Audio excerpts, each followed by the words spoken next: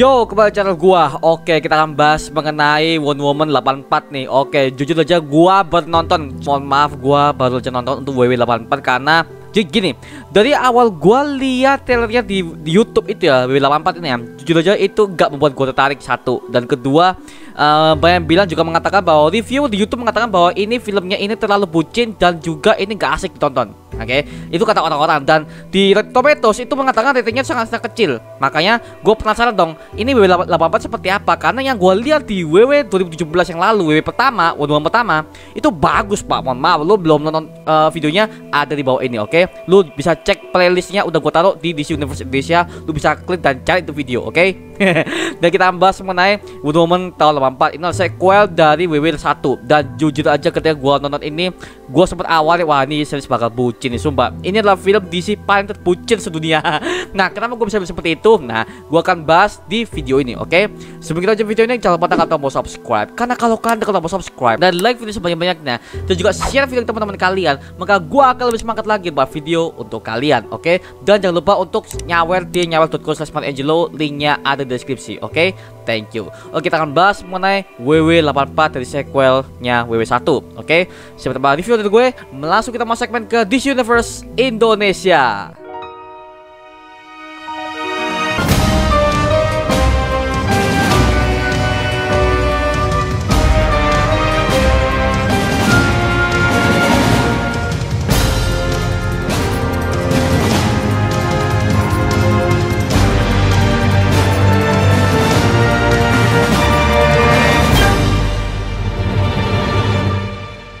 Oke, kita akan bahas mengenai WW84 nih. Mohon maaf nih, WW84 gue harus komentar nih.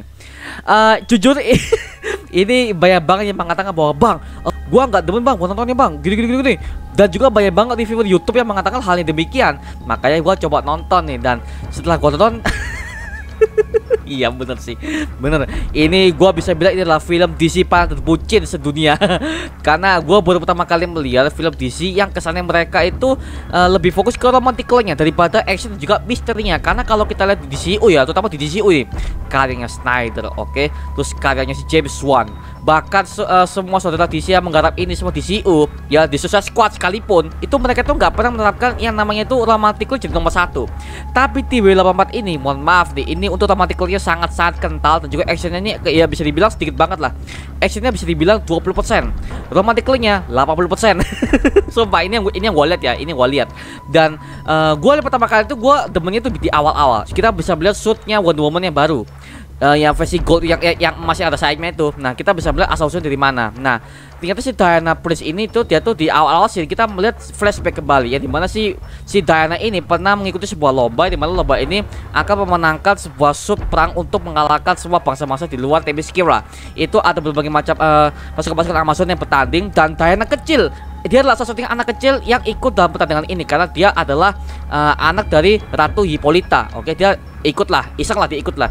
Tapi ternyata dia nggak berhasil karena dia mengikuti cara curang, sehingga itu bukan cara Amazon sebenarnya, sehingga dia langsung didiskualifikasi di akhir-akhir pertandingan. Itu membuat Diana itu sangat menyesal tentang kegagalan tersebut, dan akhirnya kita lanjut ke time skip kemudian. Nah, time skip yang dimaksud di sini adalah WW1 itu akan settingnya di tahun 40. Sedangkan di WW ini yang kedua ini itu akan bersetting di Washington DC tahun 1984. Itu di era Cold War, oke, perang dingin Amerika Serikat. Nah, itu jaraknya adalah 40 tahun.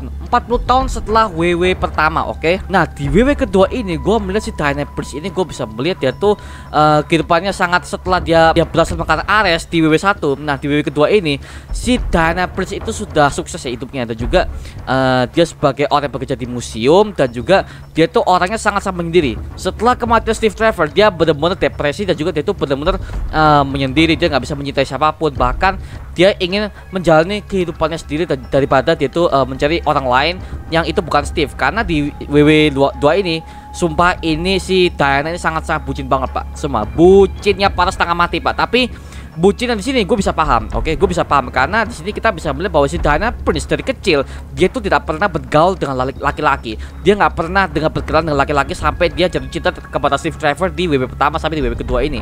Nah, di WW kedua ini gue bisa lihat bahwa si Diana ini sangat depresi, dia itu kehidupannya sangat-sangat normal, tapi dia tuh nggak bisa mencurahkan isi hatinya karena dia sudah kehilangan orang yang sangat dia cintai, yaitu Steve Trevor. Makanya dia menyimpan semua benda-benda Steve yang ada di kamarnya, seperti contoh kayak jam tangannya. Lu masih ingat ketika di WW1 ketika Steve Trevor akan menerbangkan pesawat itu, dan dia ngasih Diana ini sebuah jam tangan sebagai bentuk perpisahannya mereka. Nah, ketika Steve mati kan kita bisa melihat bahwa Diana di WW1 itu sangat-sangat depresi, dan dia tuh sangat-sangat terpukul lah dengan kematian Steve. Tapi dengan kematian Steve, kita bisa melihat bahwa dunia bisa diselamatkan pada saat itu. Ketika Ares akan menghancurkan dunia dan Steve itu mati, dan itu bisa dikatakan itu pengorbanan banget sih, sehingga Diana itu bisa menyelamatkan hari itu. Dan seperti itu, makanya pengaruhnya sangat-sangat besar banget Pak ketika Steve Trevor mati di sini. Dan juga di WW2 ini kita bisa melihat keputusasaan Diana sangat semakin meningkat, sehingga ada laki-laki yang berusaha untuk menyapa dia, ada laki-laki berusaha mendekati dia. Si Diana ini ketus untuk mendengarkannya karena dia merasa ini bukan dia.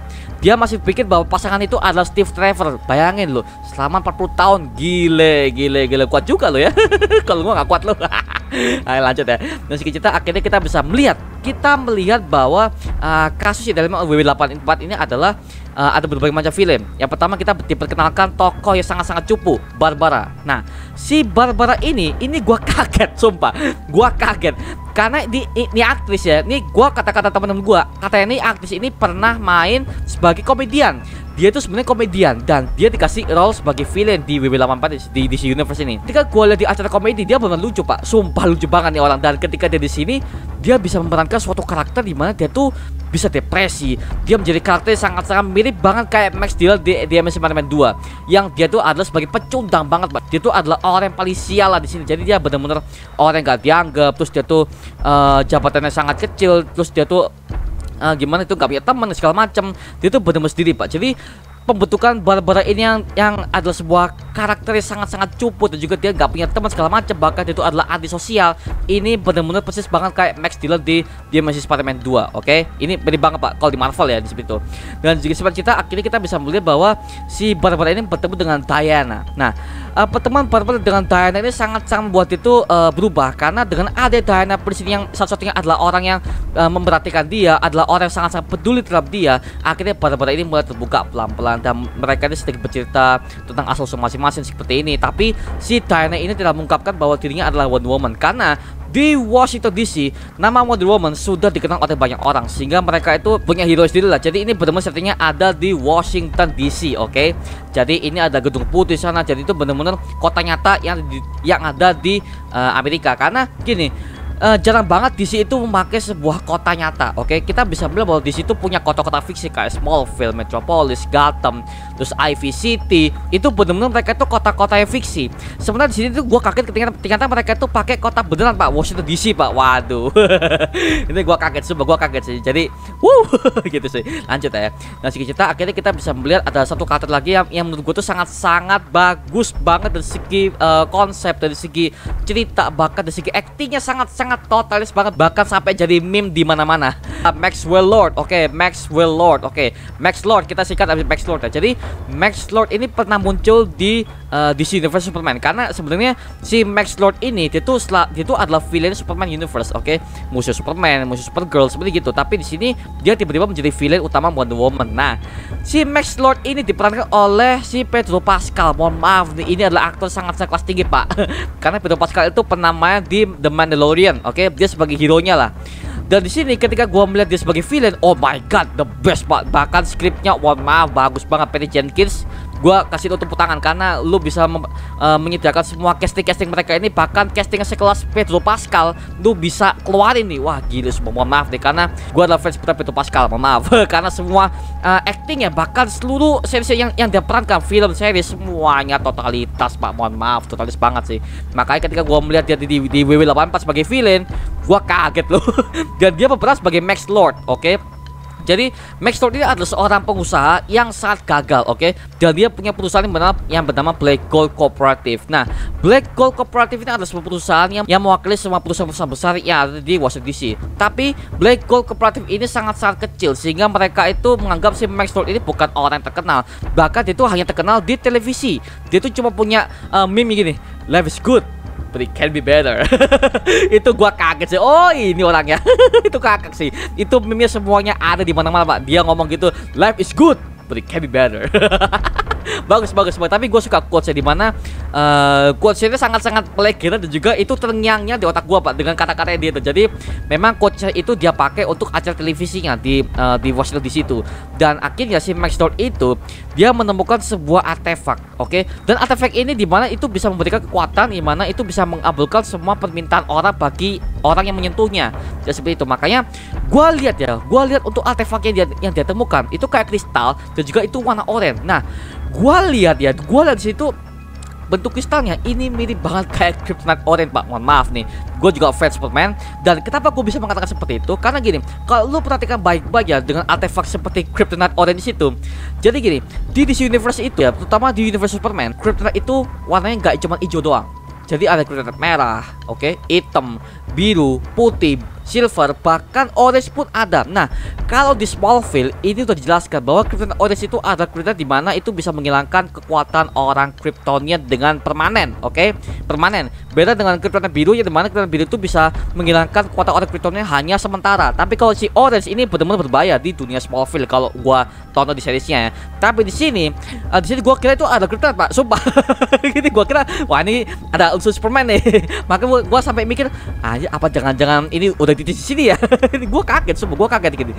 Dan tapi ya it's okay, itu pasti bisa ada udah ada tistisnya, tapi tinggal itu bukan Pak. Jadi itu benar-benar artefak di mana itu nggak ada sangkut pautnya dengan Superman, oke? Tidak ada sangkut pautnya dengan Superman. Jadi ini banyak banget juga dari kalian mengatakan bahwa bang itu Kryptonite Orange ya. Sama, gue juga tertipu Pak. Awalnya gue pikir seperti itu, tapi ternyata tidak. Jadi benar-benar artefak biasa yang diciptakan oleh dewa, oke? Dewa-dewa Olympus. Lagi-lagi mereka bawa-bawa nama-nama dewa Olympus. Dan itu gue lupa, mohon maaf gue lupa sama nama dewanya. Tapi jelas dewa ini adalah dewa sangat-sangat jahat, dibandingkan lebih jahat dari Ares, oke? Jadi dewa ini adalah dewa pembohong. Si dewa liar ini ya. Jadi dewa ini adalah bisa memberikan permohonan, tapi sebagai imbalannya adalah nyawa lo sendiri. Jadi dewa ini bisa memberikan kekuatan dan bisa memberikan harapan untuk orang-orang bagi yang menginginkan harapan tersebut, tapi sebagai imbalannya nyawa lo akan menjadi taruhannya. Jadi ini benar-benar cerita mereka sangat-sangat bagus banget. Dan akhirnya kita bisa melihat bucinnya sudah makin kental ketika si Diana Prince ini ketemu dengan Steve Trevor, karena dia sempat megang artefak itu dan dia mengharapkan Steve Trevor bangkit kembali. Dan akhirnya kita bisa melihat bahwa Steve Trevor muncul di depan dia di tubuhnya orang lain. Jadi gini, itu adalah tubuhnya orang lain, tapi si Diana ini melihatnya itu sebagai Steve Trevor. Dan memang jiwanya Steve Trevor langsung mendarat ke tubuh orang itu, dan akhirnya ya udah dia menjadi Steve Trevor. Tapi yang melihat Steve Trevor itu adalah Diana sendiri, sementara orang lain melihatnya itu adalah bukan Steve Trevor. Ya seperti itu, makanya mukanya benar-benar beda. Jadi yang bisa melihat itu hanya Diana sendiri. Jadi benar-benar ini bucin dapat banget Pak. Dan mohon maaf nih, 80% semuanya bucin. Bucin dari awal. Diana dan Steve ini mereka pacaran, terus mereka tuh saling keliling naik pesawat bareng, terus ada fireworks di mana-mana. Itu menurut gua artinya bagus sih, mohon maaf.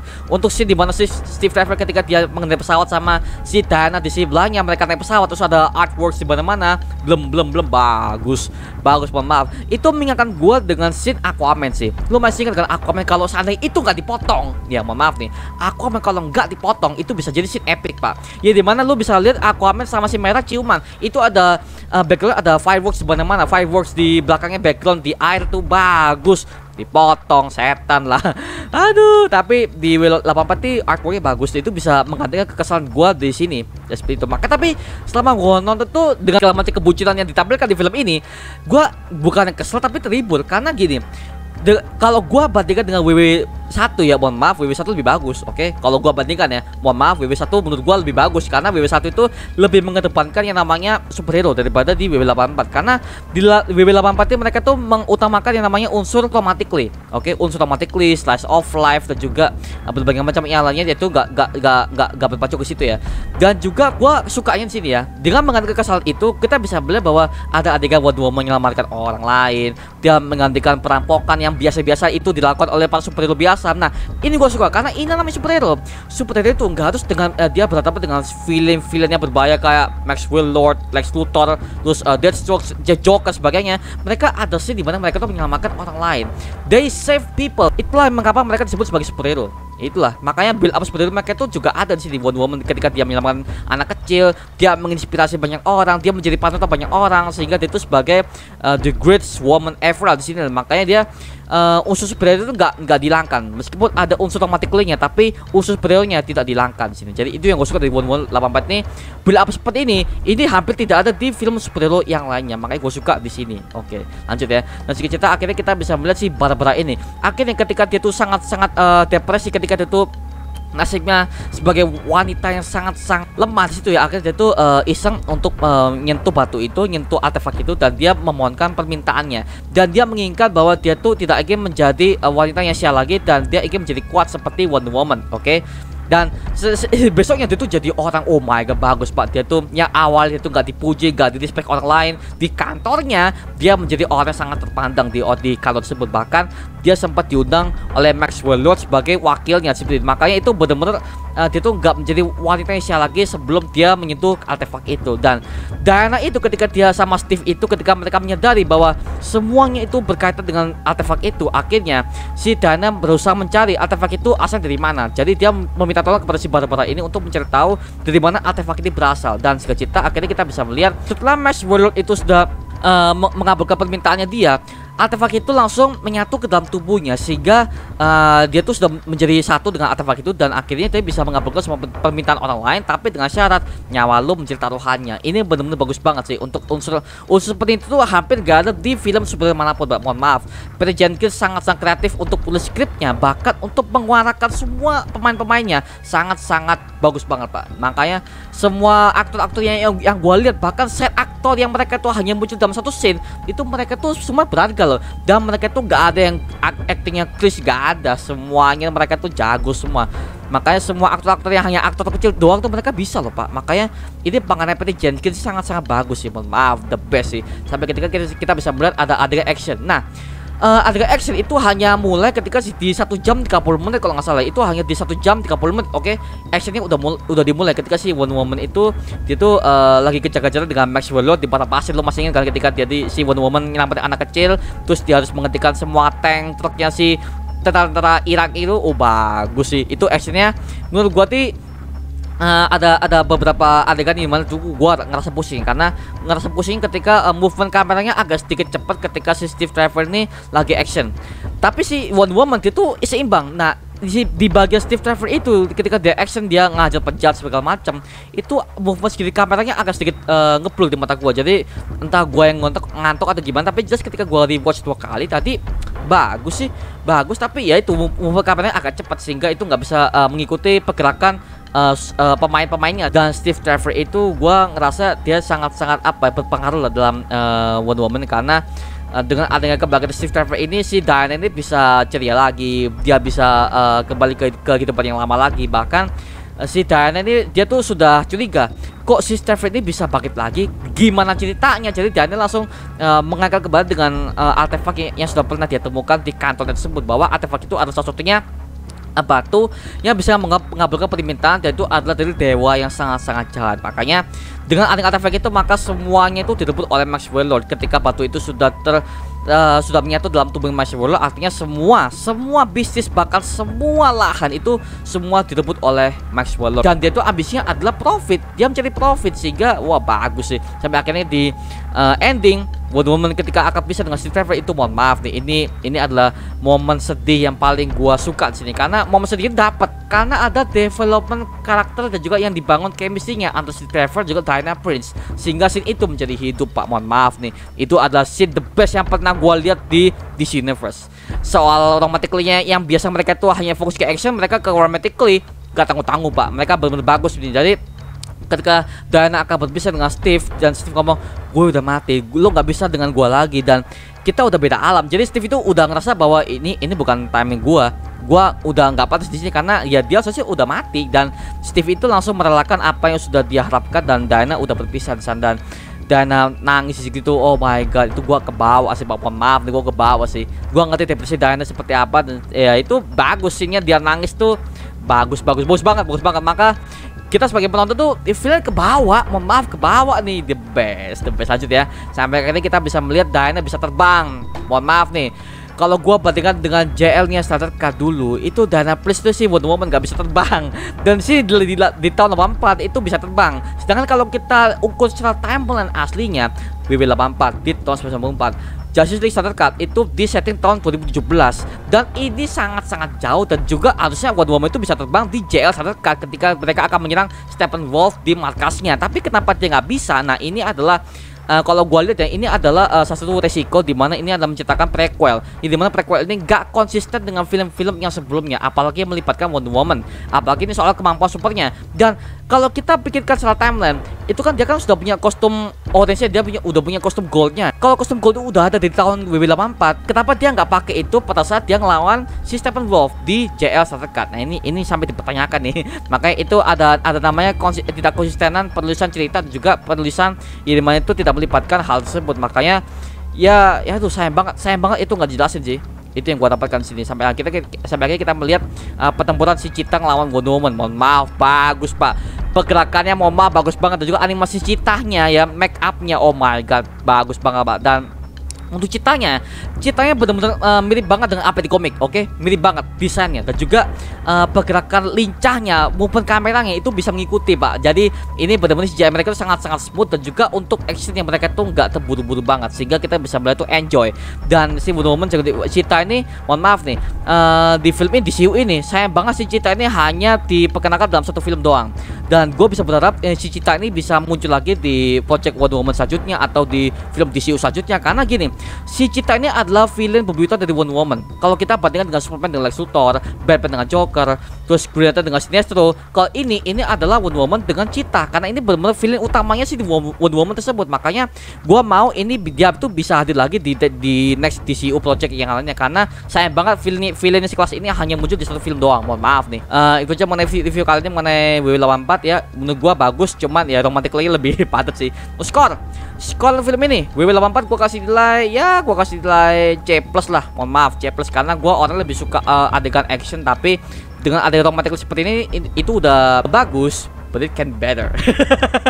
Bagus, tapi gua kasihnya C+ ya. Mohon maaf, gua kasihnya C+ karena ya gua orangnya lebih suka mystery, action, bahkan dramanya itu lebih sedikit aja. Jangan terlalu didominasi dengan drama itu. Ini kayak jadi film romantik. Dan gua tahu kenapa semua orang tuh gak suka dengan WW84, karena ya hal seperti ini tuh ditonjolkan daripada bisnisnya juga actionnya. Kalau kalian punya pendapat lain atau kalian punya informasi lain, tulis di kolom komen di bawah, oke? Dan kita bisa diskusi bareng seperti biasanya, oke? Thank you. Itu cuma video guys mengenai WW84. Jangan lupa like, comment, subscribe untuk gua buat video menit kalian semua. Oke, sampai jumpa di video berikutnya. Adios. Woo!